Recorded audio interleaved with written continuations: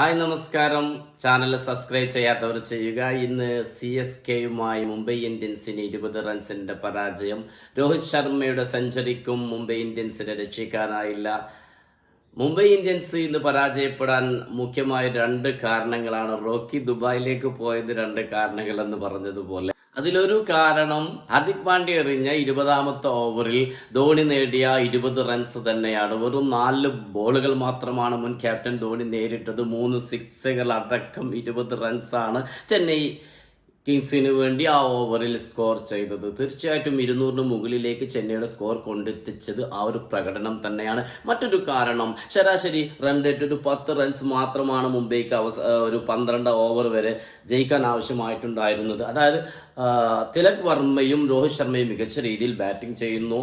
Run rate 10 point സംതിങ്ങിലേക്ക് എത്തുന്നു. ആ ഒരു സമയത്ത് ചെന്നൈ കിങ്സിന് വേണ്ടി എറിഞ്ഞ 12ാമത്തെയും 13ാമത്തെയും 14ാമത്തെയും 15ാമത്തെയും ഓവറുകളിൽ ചെന്നൈ വളരെ കുറവ് റൺസ് മാത്രമാണ് വിട്ടുകൊടുത്തത്.